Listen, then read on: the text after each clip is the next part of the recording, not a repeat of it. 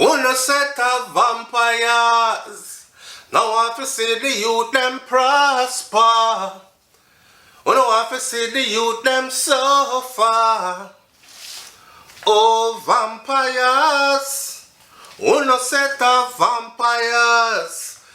Welcome to Soulflow TV again, everybody. It's your host with the most. So Vybz Kartel has a song out right now called Vampire. Just Google or YouTube Vybz Kartel Vampire or Vampire Vybz Kartel.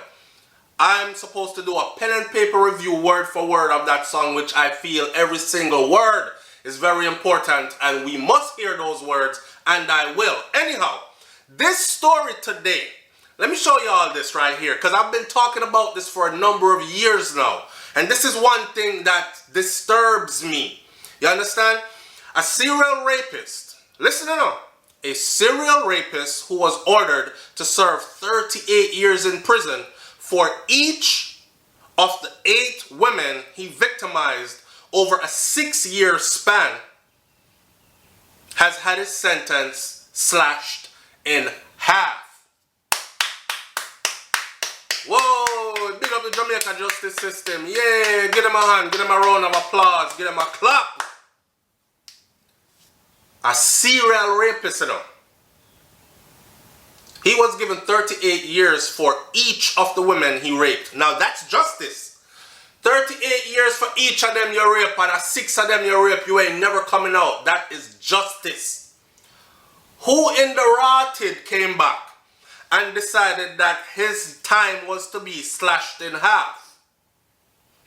Patrick Green, 33, was initially sentenced to a total of 499 years in prison after he pleaded guilty in Clarendon Circuit Court in December of 2014 to 8 counts of rape, 8 counts of illegal possession of a firearm, 5 counts of robbery with aggravation, and 2 counts of grievous sexual assault. He was arrested and charged after he admitted to the police investigator that he was responsible for a string of rapes in the Clarendon communities of Savannah Cross and Palmer's Cross, including 2 in one night. I saw him did operate. He must have did that for Mr. Chin knockoff pill them. So this is between July 9th and August 21st of 2013.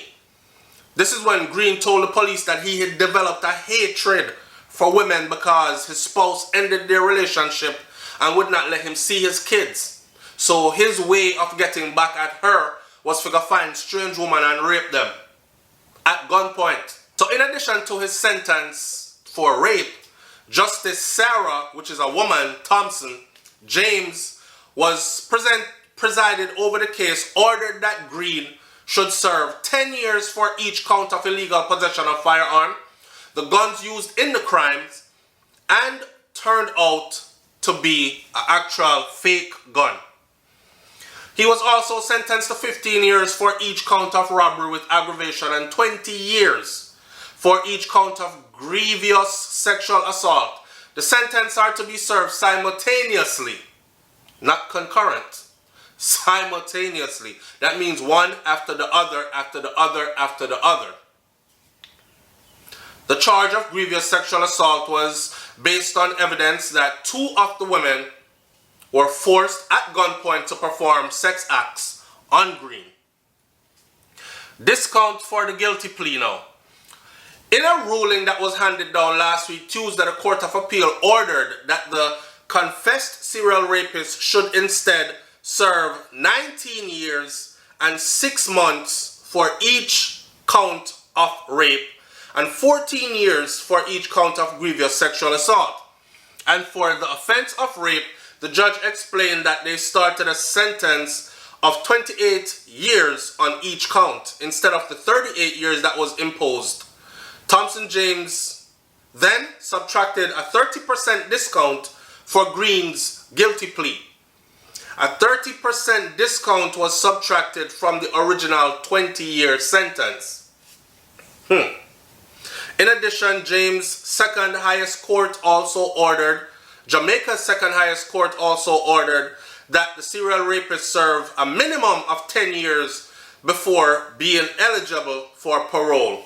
a minimum of 10 years before being eligible for parole. He's supposed to serve a minimum of 10 years. So after 10 years, he will be eligible for parole instead of the 30 years minimum period stipulated by Thompson James.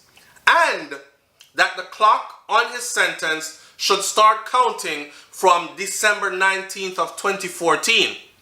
Green had challenged both sentences on the grounds that they were manifestly excessive. He did not contest the sentence imposed for illegal possession of firearm and robbery with aggravation. Now remember, it's a fake gun him did have. Seeking to explain their decision, the panel of 3 appeal court judges, the same 3 panel judges who presided over the Vybz Kartel case. I don't know if it's the same individuals, but I know it is the same setup. The panel, the 3 appeal court judges who heard Green's legal challenge pointed to at least 3 errors by Thompson James in her approach to sentencing.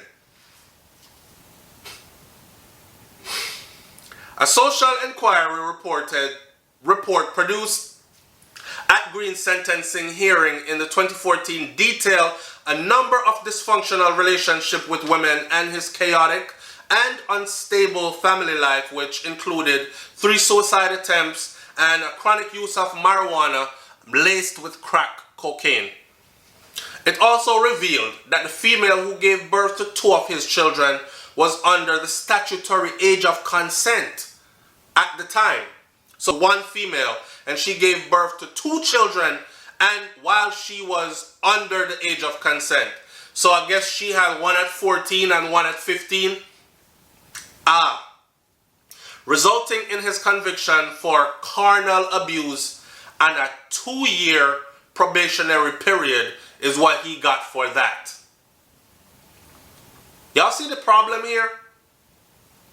The 2014 report indicated that he expressed deep remorse for the wrongs that he had done, and he acknowledged that he was not yet ready to return to society. So he wants to sit down in a prison a little bit longer because he's not ready to come a road yet. Carolyn Hay, the attorney who represented Green before the Court of Appeal, acknowledged the seriousness of his crime, but argued that the sentence imposed by Thompson James were manifestly excessive when compared with similar cases adjudicated in the local courts. I can argue the same in the Vybz Kartel case. On that one line right there, Carolyn Hay, the attorney who represented Green before the Court of Appeal, acknowledged the seriousness of his crimes, but argued that the sentence imposed by Thompson James were manifestly excessive when compared with similar cases adjudicated in the local courts. But of course, Vybz Kartel is still maintaining that he is innocent. Had he come out and said, listen, I am guilty, I understand that I am guilty, and I am very remorseful, shouldn't have done what I did, and I am working on becoming a better man. In order for him to get this kind of a bouquet-wrapped gift of getting your time slashed in half, he would have to come out and say he's guilty. And that is all he has to do, really, because there are examples here of many that have done it. But for the fact that he will not say he's guilty, they will punish him to the fullest extent, right? The panel of the appeal court judges in their decision said that it seems clear from Thompson James' remarks during the sentencing hearing that she did not utilize a methodical approach to determine Green's punishment, and that not much consideration was given to the possibility of rehabilitation. Not much consideration was given to the possibility of rehabilitation. This is a 3-panel judge. This is the 3-panel judges, the appeal court judges. They are saying that the judge that sentenced this man at the time had not given enough consideration to his rehabilitation.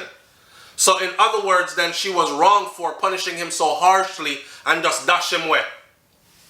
Couldn't these same 3 judges say that the judge that sentenced Vybz Kartel was very excessive in their punishment, given that he is a person who is highly achieved in society, highly accomplished, given the fact of his age, given the fact of his potential for rehabilitation? But again, you can't say rehabilitation because you would have to first say you're guilty, right? Here we go again. I must tell you this also, that in arriving at a just and appropriate sentence, the court must look at the interest of society and strike a balance when considering what the sentence the court has to impose in some cases. The protection of society is an overwhelming consideration. We don't care nothing about society, so stop with the foolishness. Thompson James was quoted as saying during the sentencing hearing, according to court transcripts, the appeal court judges acknowledged that she made a passing reference to redemption, but said that it is clear that her primary focus was on the public interest and that what she described as protecting society. Protecting society. Now remember this man's charges, okay? Remember his charges, his original charges.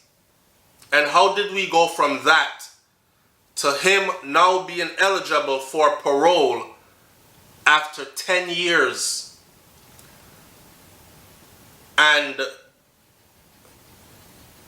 the Court of Appeals talking about rehabilitation potential. Leave your comments in the comment section below. I will say this. There's a system that is set in place on purpose. And there are people in positions of power within the Jamaican establishment that know exactly why they keep things the way they are. It's too easy for Dashwe who for Dashwe. Rehabilitate who has potential to be rehabilitated, and put effort, true effort, into governing the system properly. But that would mean less work for them, less money for them, and it would also mean the birth of a system that they don't want to see, because then people would be living in peace and people would be protected and people would be striving. And I think they need the lower class. System is structured like that, where there has to be poor people, then there is those who think they're rich because they live in the middle, and then there's the wealthy. And those up at top look down on those in the middle, even though they associate with some of them. And those in the middle definitely look down on the ones at the bottom. And those up top, they look down on both of them. Anyways, let me leave this right here. Talk up. SoFlo TV, man. I'm out. Peace.